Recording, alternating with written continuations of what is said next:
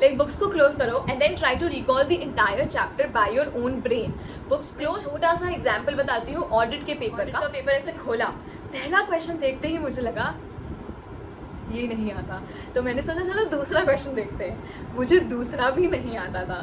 फिर मैंने सोचा मेरी सीए फाइनल के ग्रुप 1 की स्ट्रैटेजीज देखी और मुझे हमेशा डीएम करते रहते हैं your strategies have help. Hi everyone, welcome back to my channel. My name is CA Isha Varma and lately on Instagram and LinkedIn I have been getting a lot of messages. Isha, I am not feeling confident before giving exams. And ऐसा होता है कि 2 subjects पढ़ता हूँ, तीसरा भूल जाता हूँ, तीसरा पढ़ता हूँ, पहले दोनों भूल जाता हूँ. Is there a way, is there a revision strategy that could help me?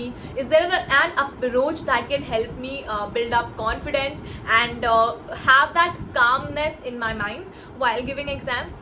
So yes, in this video I'll be talking about if you're not feeling confident about your upcoming exams, what all additional things can you do?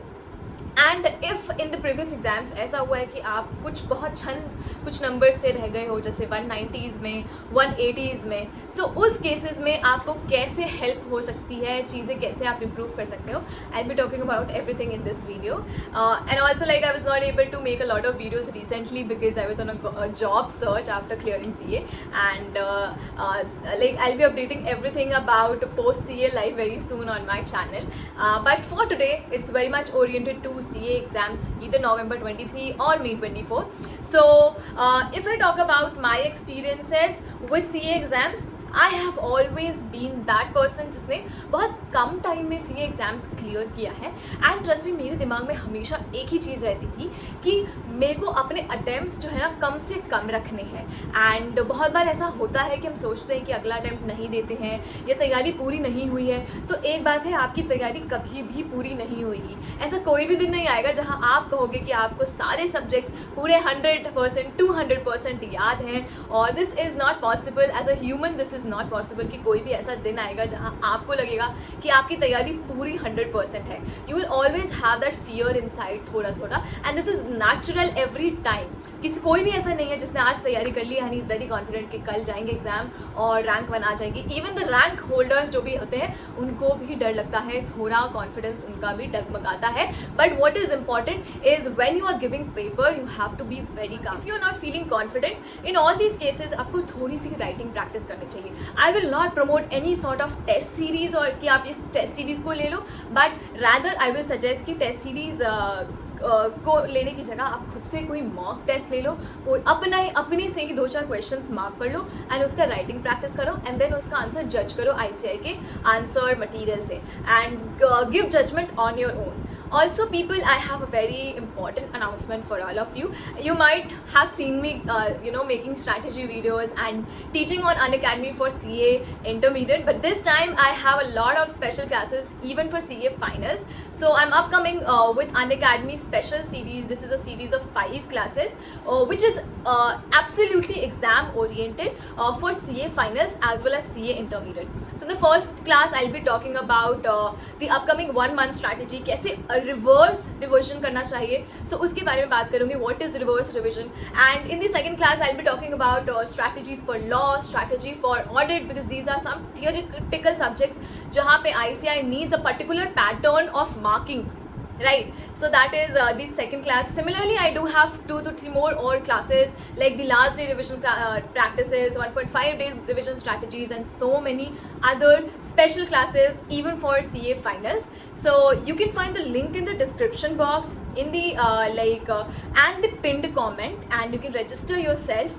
This is absolutely free, no payment you need to make, just need to register for the class, and I assure you this won't be a sort of time waste. It will be absolutely exam oriented and ऐसे कुछ fresh strategies बताऊंगी जो मैंने खुद apply किया है.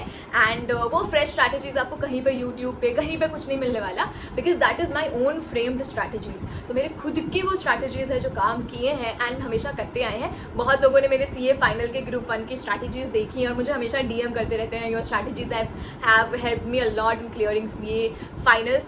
सो yeah absolutely all the videos on Unacademy this time will also be for CA finals. मैं एक छोटा सा एग्जाम्पल बताती हूँ ऑडिट के पेपर का. So in my attempt, May 23 audit paper came very difficult. It was considered one of the toughest audit paper for CA finals. And हुआ क्या था, ऑडिट का पेपर ऐसे खोला, पहला क्वेश्चन देखते ही मुझे लगा ये नहीं आता, तो मैंने सोचा चलो दूसरा क्वेश्चन देखते हैं। मुझे दूसरा भी नहीं आता था। फिर मैंने सोचा तीसरा देखते हैं, तीसरा भी नहीं आता था। और ऐसा नहीं कि सिर्फ एक क्वेश्चन नहीं आता था, हर क्वेश्चन के 2-3 पार्ट्स होते हैं। For example question 1 will have 2 to 3 parts, right. Question 1A, question number B, question number C, ऐसे 1A 1B 1C, 2A 2B 2C, 3A 3B 3C। मैंने जब पूरे क्वेश्चन पेपर को एक बार अपने आंखों से देखा, मुझे कोई भी क्वेश्चन ऐसा नहीं था जिसको देख के ये लगा कि ये तो पूरा पक्के तरीके से याद है और 100% इसका आंसर मैं श्योर हूँ।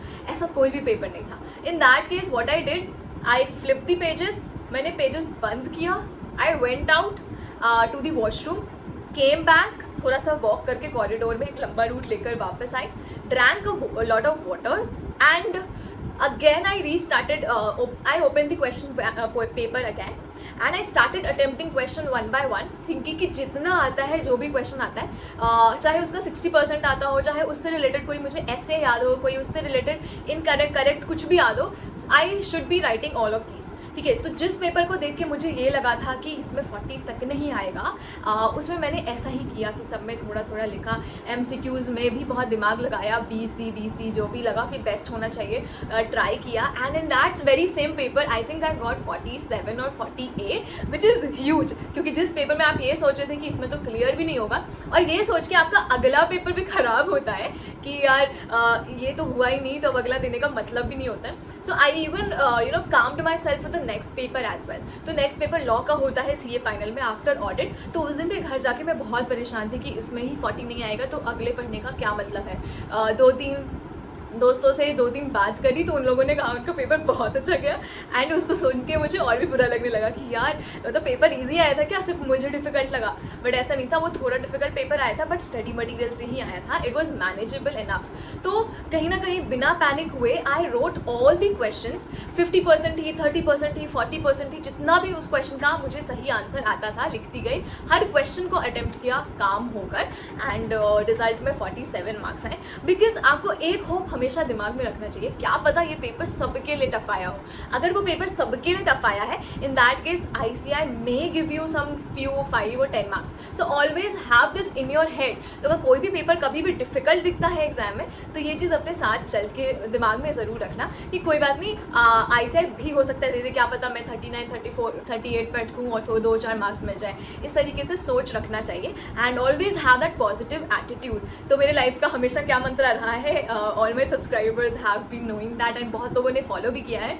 मुझे काफ़ी मैसेजेस भी आए हैं कि दीदी आपका वो जो मंत्र है वो मैं फॉलो करता हूँ, एंड मुझे काफ़ी अच्छा मतलब इससे फील होता है। सो माई लाइफ मंत्र हैज़ ऑलवेज बीन जो होता है अच्छा होता है, एंड जो होता है देखा जाएगा। मतलब हमारे हाथ में ये नहीं है कि क्या होगा, हमारे हाथ में ये है कि जो प्रेजेंट में हम कर सकते हैं अपना बेस्ट देंगे। बाकी जो होता है लाइफ में हमेशा एक अच्छे के लिए होता है, एंड में सबके साथ अच्छा होता है। So have this thing in your head and always be positive कि ये अटेम्प्ट ना सही बट इस अटेम्प्ट से जो भी लर्निंग्स मिलेगी वो आपको अगले अटेम्प्ट काम आएगी। So बुक्स को क्लोज करो and then try to recall the entire chapter by your own brain. Books close, recall the entire chapter.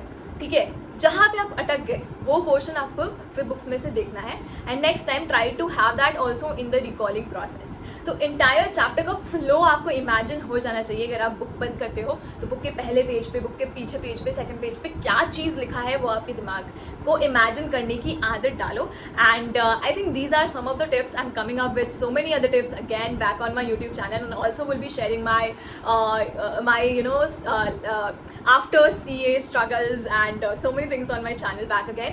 Plus I'll also be giving you I'll also be giving you interview tips because आपको life जो है ना हर चीज़ में expert बनाई देती है। तो 4-5 rejections हुए, 4-5 एक्सेप्टेंस हुई, एंड उसमें भी मैं एक्सपर्टीज आ गई कहीं ना कहीं इंटरव्यूज़ देने में, इंटरव्यूज़ को हैंडल करने में, being having an articleship from a very mid size form.